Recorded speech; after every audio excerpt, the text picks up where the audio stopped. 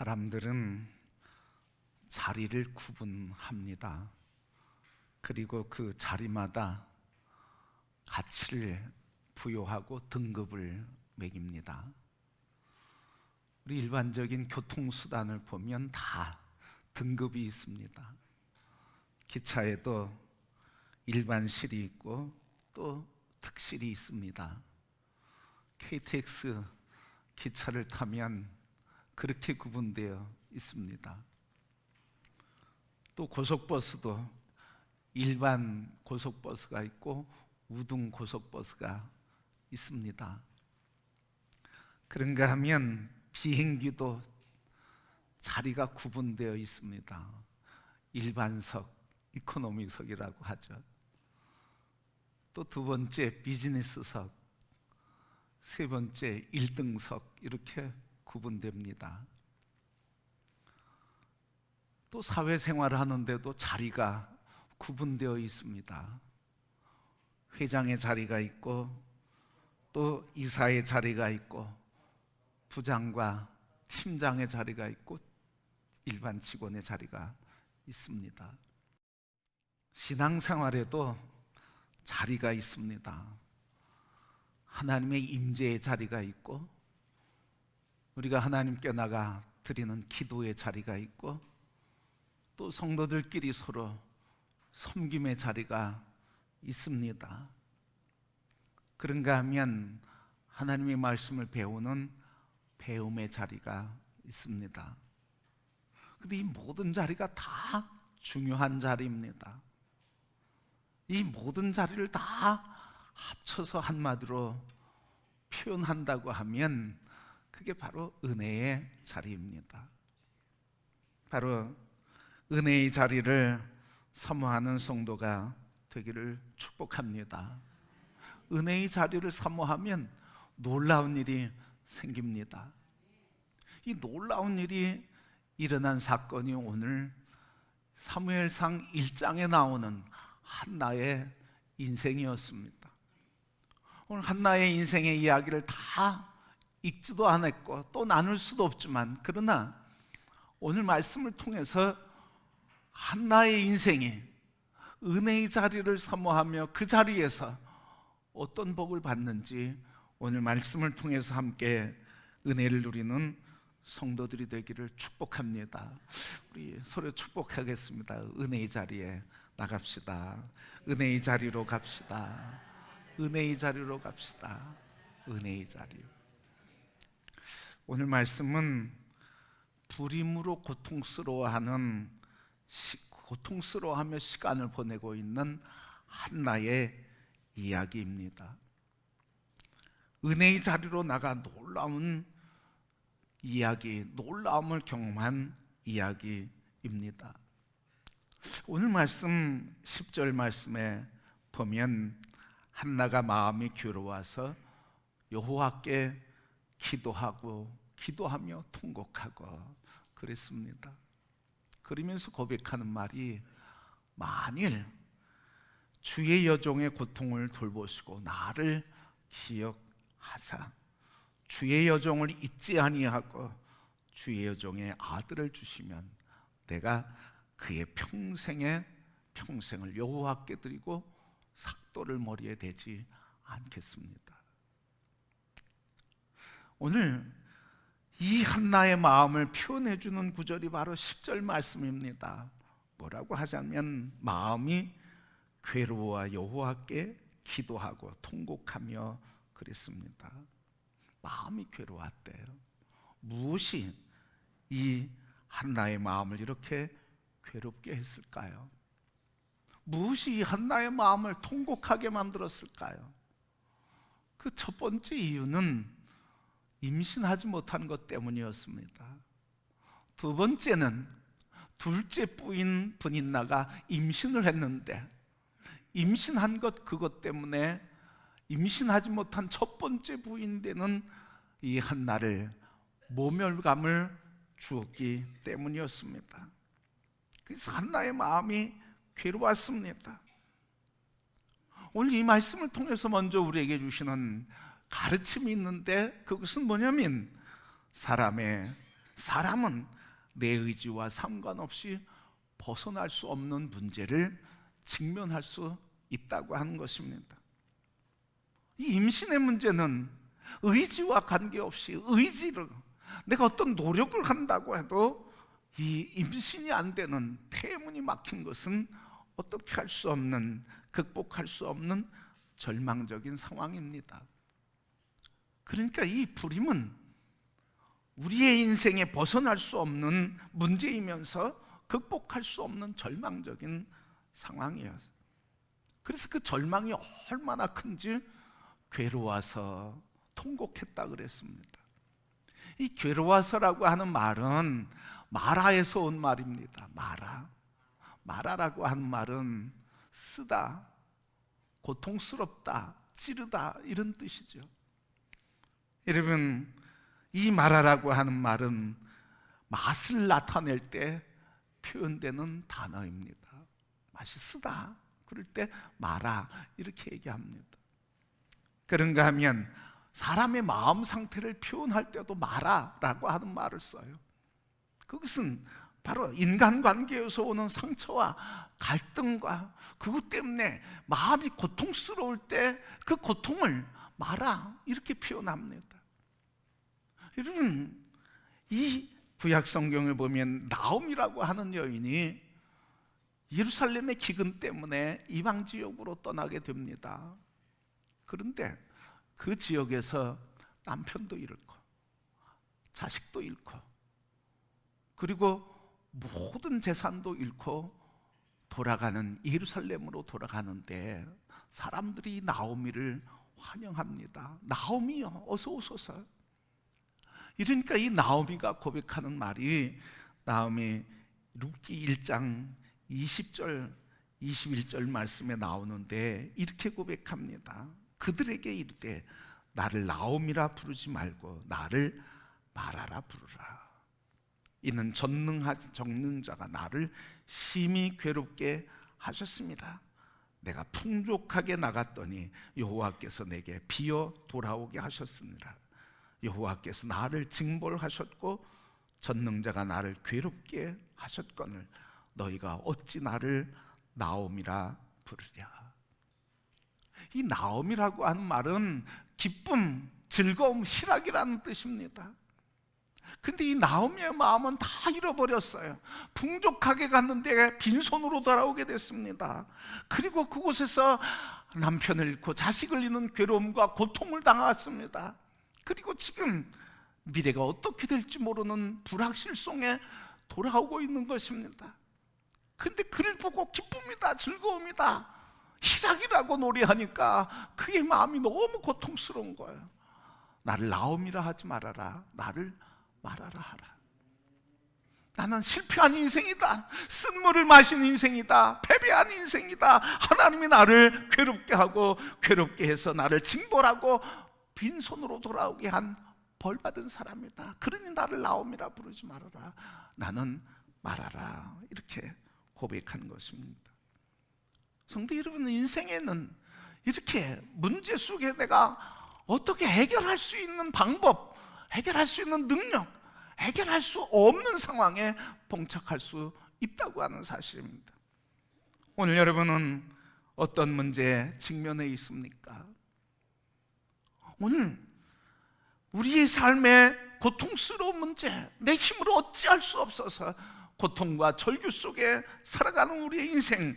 그러나 여러분, 오늘 이 우리의 삶을 어찌할 수 없는 고통과 벗어날 수 없는 절망 속에서 있는 그 문제는 우리를 새로운 인생의 길로 열어주는, 새로운 문을 여는 축복의 통로가 될 수 있다고 하는 사실입니다. 이 나오미는, 그리고 이 본문에 나오는 한나는 이 고통과 마라와 같은 쓴 인생 속에서 새로운 길이 열렸습니다.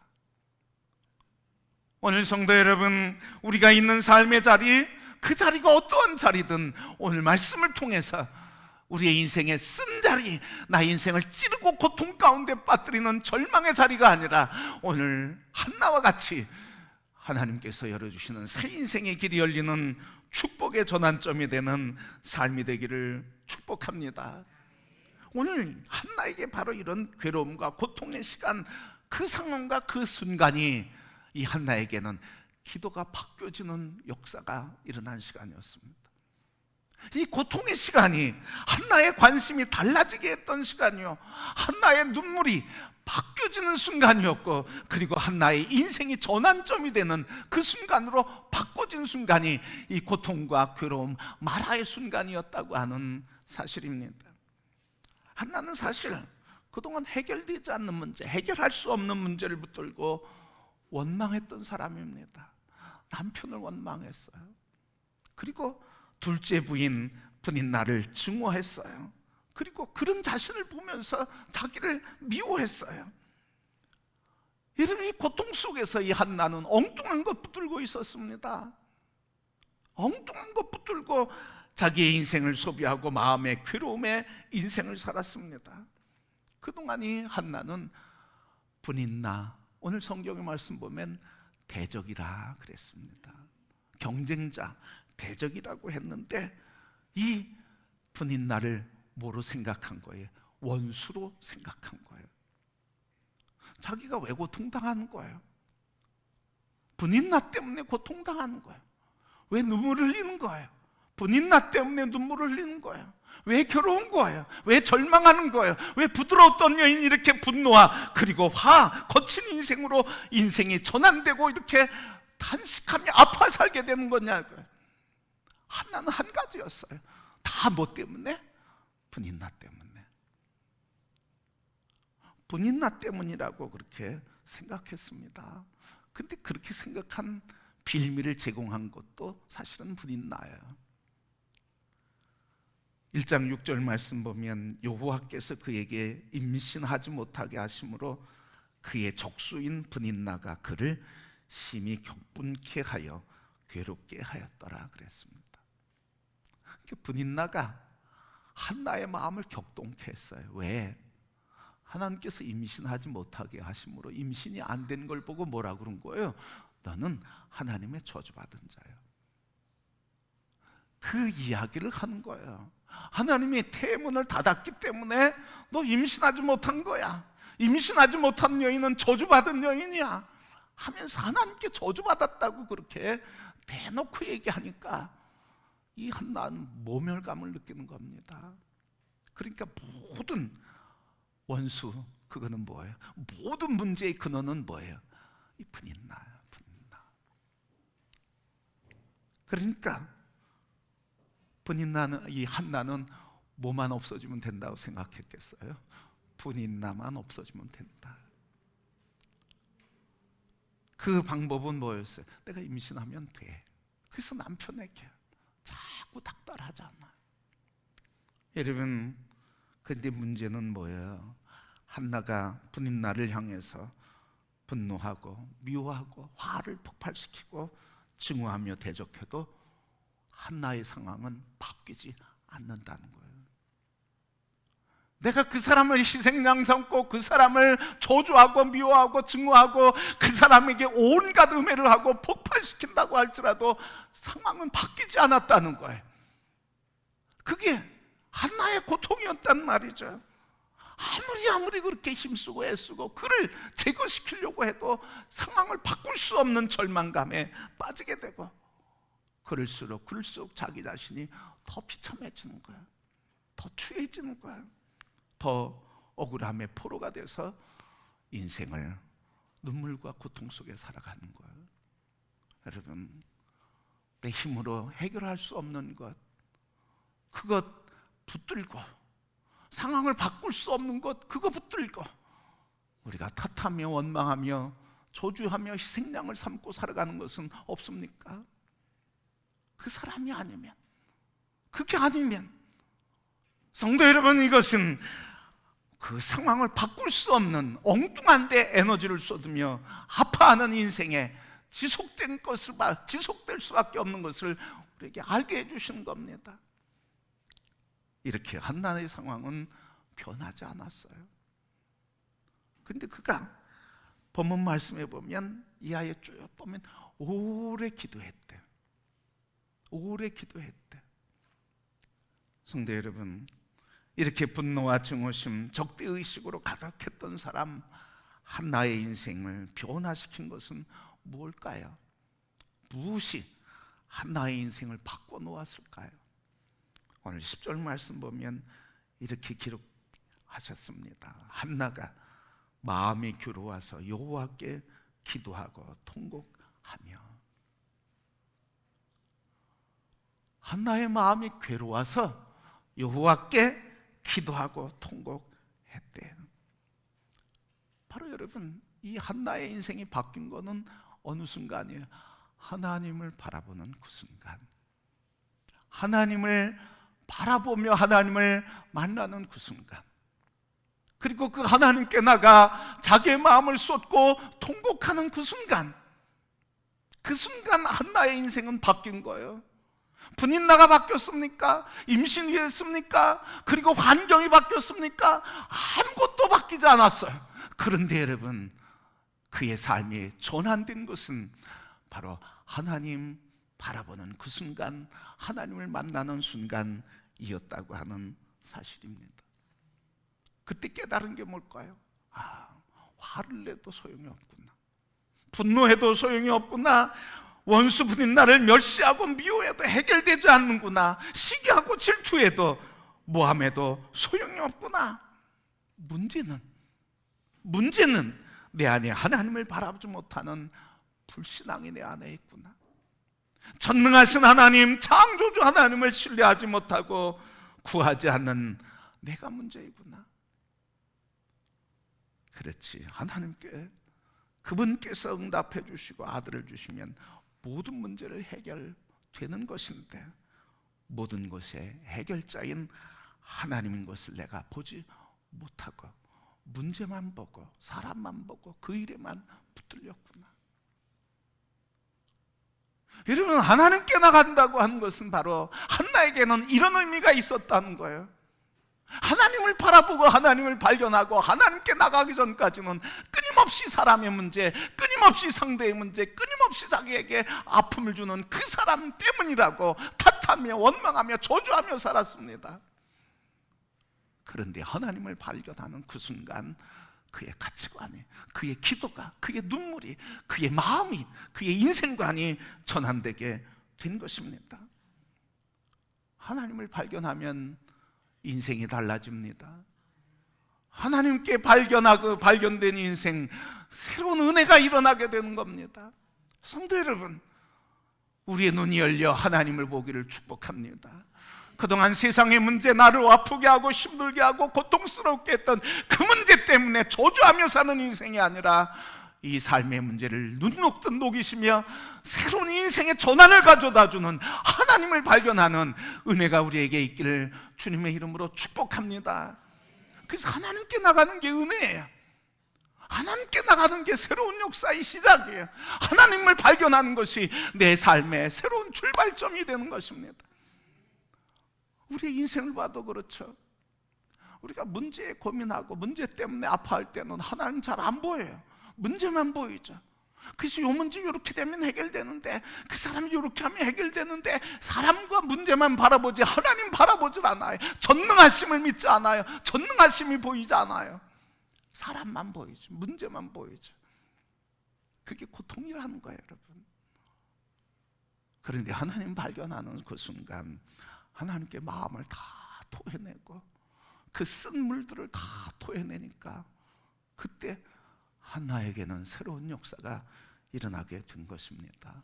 문제는 뭐예요? 하나님을 발견하는 것. 아니 뭐 목사님, 하나님 늘 믿는다고 얘기하는데요, 머리로 말고 내 가슴 속에서 내 전 존재가 전능하신 하나님, 창조주 하나님, 나의 삶의 주권자 되시고 통치자 되시며 나의 삶의 모든 문제와 나의 길을 아시는 그분이 나의 하나님이라고, 그분을 만나는 그 순간, 이게 하나님을 만나는 거예요. 그때 엎드리게 되는 거죠, 여러분. 누가복음 15장 말씀에 보면 탕자의 이야기가 나옵니다. 탕자가 다 아버지의 재산을 받아가지고 허랑방탕하다가 다 없앤 후에 돼지 우리간에서 돼지가 먹는 음식을 먹으며 함께 지내고 있습니다. 그것조차도 풍족하지 못했습니다. 그때 이 탕자가 15장 17절에 이렇게 고백합니다. 이에 스스로 돌이켜 이르되 내 아버지에게는 양식이 풍족한 품꾼이 얼마나 많은가. 이에 스스로 돌이켜 아버지의 집에는 아버지를 발견했습니다. 그리고 18절에 내가 일어나 아버지께 가자. 일어나 아버지께 가자.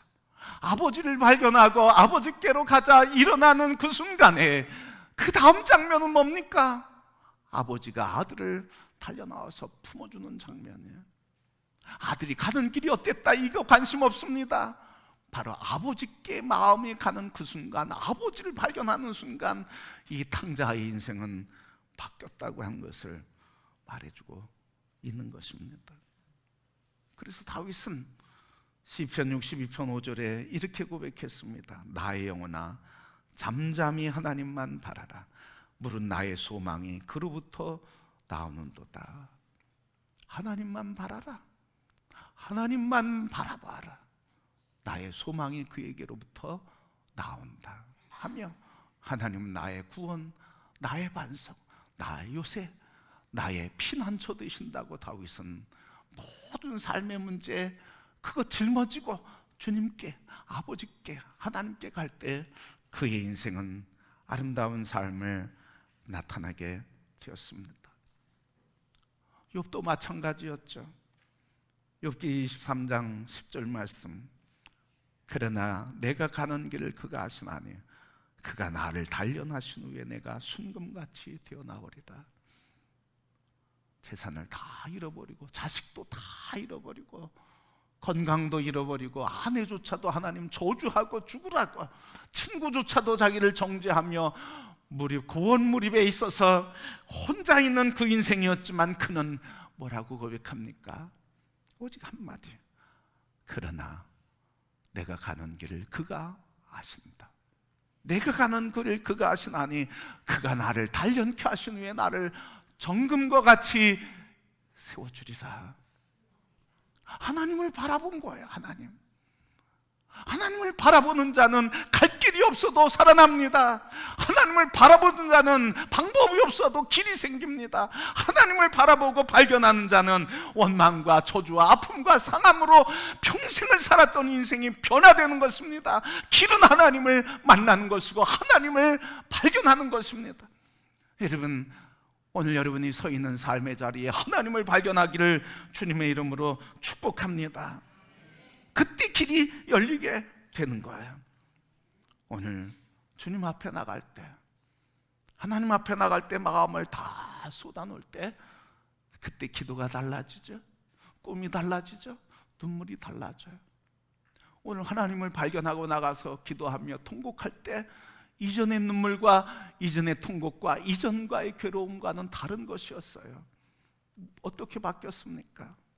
11절 말씀 보니까 나를 기억하사 주의 여종을 잊지 아니하시고 주의 여종에게 아들을 주시면 내가 그의 평생 그를 여호와께 드리고 삭도를 그의 머리에 대지 않겠습니다. 분인나 원망하지 않겠습니다. 이러지 않았습니다. 그 사람 탓하겠습니다. 이를 탓하지 않겠습니다. 그런 기도하지 않았습니다. 하나님 내게 아들을 주신다고 하면 이 시대에 하나님 말씀이 시기하고 하나님 말씀 전하는 사람이 없는데 하나님 소원대로 하나님의 사람 세우겠습니다. 그게 한나의 기도가 됐고 그게 하나의 눈물이 됐고 그게 하나의 꿈이 됐고 소망이 됐어요. 이렇게 바뀝니다.